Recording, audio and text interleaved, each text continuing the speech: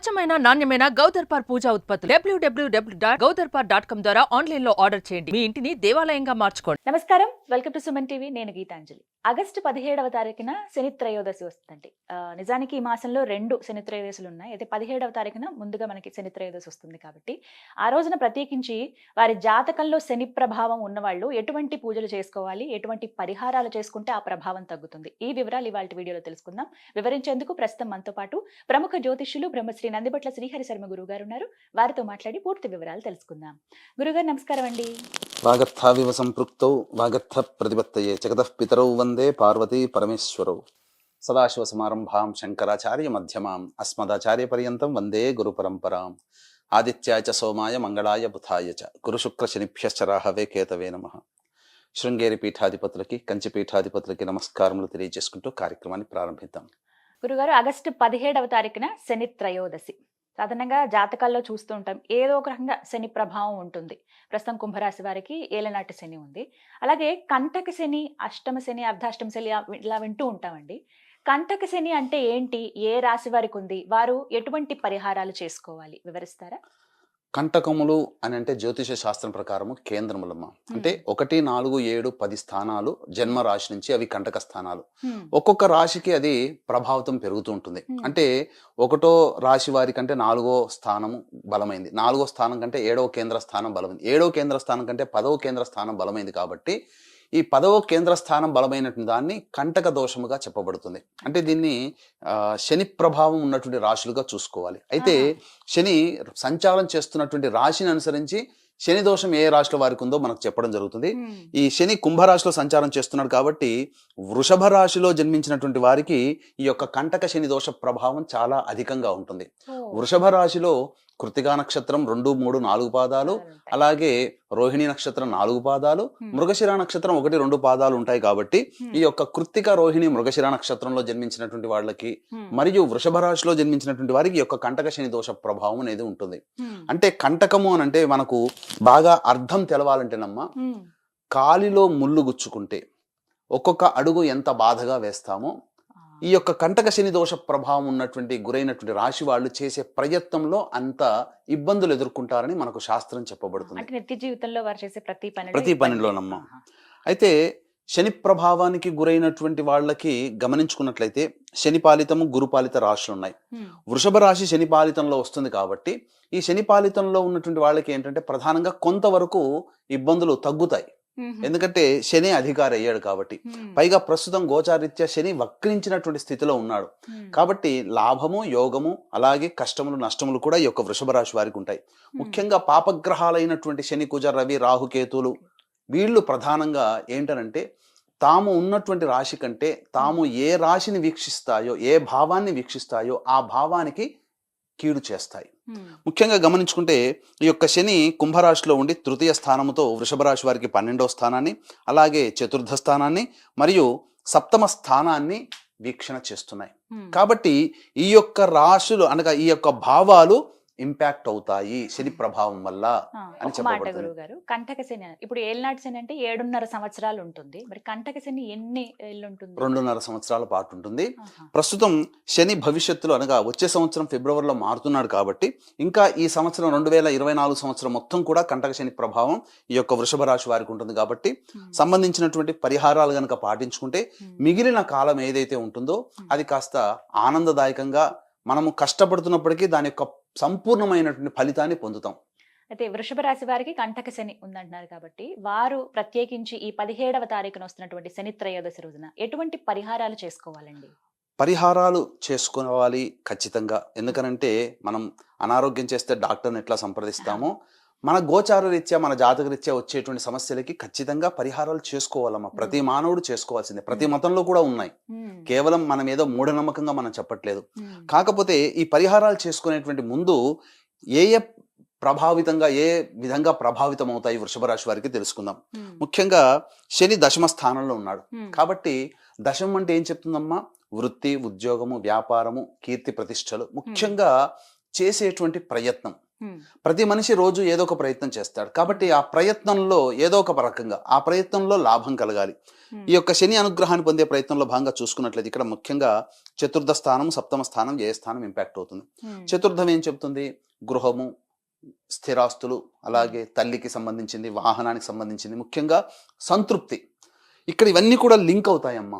అంటే ఈ ప్రయత్న స్థానంలో ఉండి వృషభ రాశి కాబట్టి ఈ లింకప్ అనేటువంటిది ఏ విధంగా ఉంటుందో మనం తెలుసుకుందాం. ఇక్కడ చతుర్థం సంతృప్తి అంటే ఏ ప్రయత్నం చేసినా ఆ ప్రయత్నంలో లాభం కలిగితే సంతృప్తి కదా. ఆ ప్రయత్నం కేవలం 7th కూడా లింక్ ఉందన్నమాట ఇక్కడ. అంటే వృషభ రాశికి 7వ స్థానాన్ని చూస్తున్నాడు. అంటే ఏంటి? 7వ స్థానం భాగస్వామి. జీవితాన్ని పంచుకుంటే జీవిత భాగస్వామి, వ్యాపారాన్ని పంచుకుంటే వ్యాపార భాగస్వామి, లేదా మనం ఎవరితో కలిసి పని చేస్తుంటామో వాళ్ళతో వచ్చేటువంటి ఇబ్బందులు, సమస్యలు, అలాగే మంచి చెడు, ఇవన్నీ కూడా మనం చెప్పవచ్చు. కాబట్టి ఒక మనిషి ప్రయత్నం చేస్తున్నాడు. అలాగే ఇక్కడ 12వ స్థానం అని అంటే ఏంటి? నిద్ర, శయ్యాసుఖము, అలాగే ఖర్చులు, అలాగే దూర ప్రాంత ప్రయాణాలు, చేసే ప్రయత్నంలో ఆటంకాలు, ఇవన్నీ సూచిస్తాయి. కాబట్టి ఈ వృషభ రాశికి దశమ స్థానంలో శని సంచారం చేస్తూ తృతీయ, సప్తమ, దశమ దృష్టితో ఈ స్థానాలు వీక్షణ చేస్తున్నాడంటే ఈ ప్రయత్నానికి ఇవన్నీ కూడా ఇంటర్లింక్ అమ్మా. అంటే ఒక ప్రయత్నం చేస్తున్నాడు అని అంటే ఎదుటి వాళ్ళతో లింక్ ఉంటుంది. ఆ ప్రయత్నంలో లాభాన్ని కూడా పొందాలి. ఆ లాభాన్ని సూచించేటువంటిది వ్యయస్థానం, లాభము, నష్టము. అలాగే ఆ ప్రయత్నం ద్వారా కలిగేటువంటి సంతోషము, సంతృప్తి చతుర్థ స్థానం. ఇవన్నీ కూడా ఇంపాక్ట్ అవుతాయి. కాబట్టే కంటక శని దోష ప్రభావం వృషభ రాశి వారికి ఇబ్బందిగా ఉంటుంది. కాబట్టి ముఖ్యంగా గమనించుకున్నట్లయితే వీక్షించేటువంటి ప్రేక్షకులు ఈ యొక్క 17వ తారీఖు రోజున ఈ యొక్క శని త్రయోదశి మనకు ఉదయం 8:03 ప్రారంభమవుతుందమ్మా.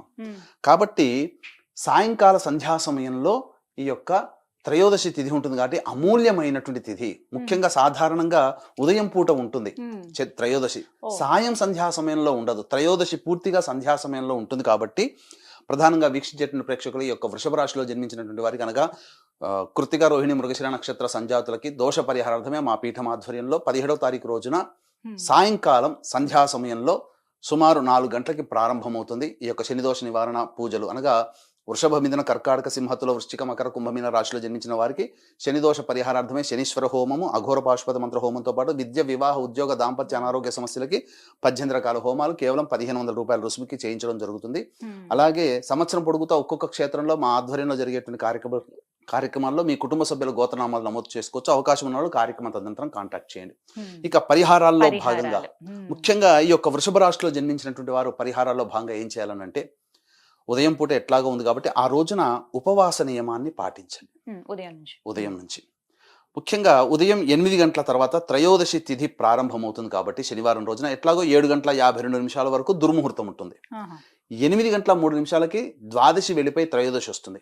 కాబట్టి రావి చెట్టు, నవగ్రహాలు, శివాలయం లేదా శివాలయం, నవగ్రహాలు ఉన్నటువంటి దేవాలయానికి వెళ్ళండి. వెళ్ళిన తర్వాత ముఖ్యంగా ఈ రావి చెట్టు చుట్టూ శివాయ నమః అంటూ 27 ప్రదక్షిణలు చేసి ఉత్తరం వైపు ఫేస్ పెట్టి శివ అష్టోత్తరం 3 సార్లు పారాయణం చేయమని చెప్పండి. చేసిన తర్వాత నవగ్రహాల దగ్గరికి రావాలి. నవగ్రహాల దగ్గరికి వచ్చిన తర్వాత అప్పుడు నవగ్రహాల చుట్టూ మళ్ళీ శివాయ నమః అంటూ 27 ప్రదక్షిణలు చేసి శనీశ్వరుడు ఉంటాడు కదా ఎలాగో ఆ శనీశ్వరుడి దగ్గర, అనగా శనీశ్వరుడు అనకూడదని అంటారు కొంతమంది శాస్త్రం ప్రకారం, శనైశ్చరుడి దగ్గర ఇనుప ప్రమిద తీసుకుని ఆ ఇనుప ప్రమిదలో నల్ల నువ్వుల నూనె వేసి నల్లటి ఒత్తి, అనగా నల్లటి వస్త్రాన్ని కొద్దిగా కట్ చేసి ఇలా నలిపేస్తే ఒత్తిలాగా తయారవుతుంది. ఆ నల్లటి వస్త్రంతో దీపారాధన చేసి నువ్వుల నూనెతో శనైశ్చరుడికి నమక మంత్రంతో కానీ లేకపోతే ఓం శివాయ నమః లేదా శనైశ్చరాయ నమః అనుకుంటూ మనసులో అనుకుంటూ అభిషేకం చేసి అన్నము, నల్ల నువ్వులు కలిపిన ముద్ద నైవేద్యంగా పెట్టి ఆ 8 ముద్దలు నైవేద్యంగా పెట్టాలమ్మా. పెట్టి ఆ నైవేద్యంగా పెట్టిన తర్వాత మీకు వీలైతే ఆ రావి చెట్టు ఒక డొప్పలలో పెట్టి రావి చెట్టు మొదట్లోనైనా పెట్టండి, లేదా ఏదైనా పిట్టగోడ మీదనైనా పెట్టండి. ఇంటికి వెళ్ళి కాలు కడుక్కొని ఆ రోజు ఉపవాసం ఉండండి. మధ్యాహ్నం 2 to 3 ఆ సమయంలో మనకు ఈ యొక్క శనిహోర ఉంటుంది. ఆ శనిహోర సమయంలో మీరు ఆ సందర్భంగా అనగా 1 to 2 శనిహోర. కాబట్టి ఆ 1 to 2 మధ్యలో మీరు ఎవరికైనా కానీ వికలాంగులకి, పెద్దవాళ్ళకి లేదా అంధులకి, వీళ్ళకి మానసిక శారీరక వికలాంగులకి మీకు తోచినంగా ఏదైనా అన్నం తినే పదార్థాలు కానీ, పండ్లు కానీ, ఏవైనా కానీ వాళ్ళకి దానం ఇవ్వండి. ఇక సంధ్యా సమయంలో సాయంత్రం 5:30 ఆ టైంలో శివాలయానికి చేరుకొని ఉమ్, నీలి రంగు చామంతి పుష్పాలతో కానీ శంఖు పుష్పాలతో కానీ లేదా మారేడు దళాలతో కానీ మీ పేరు మీద అర్చన చేయించుకోండి. తప్పకుండా దీని ప్రభావం వల్ల ఖచ్చితంగా మీకు అనుకున్నటువంటిది ఆ శనేశ్వరుని యొక్క అనుగ్రహంతో అనుకున్నటువంటి పనులు సకాలంలో పూర్తవుతాయి. ఎందుకనంటే మనకు దైవానుగ్రహం కావాలమ్మా. ఎండ ఉంటుంది, వర్షం ఉంటుంది. ఇప్పుడు వర్షాకాలం, ఉమ్, మన పనులు ఆగిపోతున్నాయా? గొడుగు వేసుకొని మన పనులు పూర్తి వెళ్తున్నాం. చేసుకుంటున్నాం. ఉమ్, అట్లాగే మనకు కష్టాలు అనేటువంటివి వస్తున్నప్పుడు శనేశ్వరుణ్ణి మనం మనసులో తిట్టుకోకుండా ఉమ్, కర్మదోషం తొలగించడానికే శనేశ్వరుడు మనకున్నాడు. గత జన్మ కర్మదోషం తొలగిపోతుంది మనం కష్టపడుతున్నామంటే. ఉమ్, కాబట్టి ఈ శనేశ్వరుని ఈ విధంగా మనం అర్చించి మన కష్టాన్ని మనము ఆ శనేశ్వరుని అనుగ్రహంతో తగ్గించుకుంటాం. అంటే ఆ కష్టం మనల్ని బాధించకుండా శనేశ్వరుని అనుగ్రహం వల్ల మనకు తీరిపోతుందని చెప్పవచ్చు. ఉమ్. ఈ విధంగా కంటకి శని ఉన్నటువంటి వృషభ రాశి వారు పరిహారం చేసుకోవాలంటారు. చాలా చక్కగా వివరించారు గురుగారు. ధన్యవాదాలండి. సర్వం శ్రీ ఉమామహేశ్వర పరబ్రహ్మార్పణమస్తు.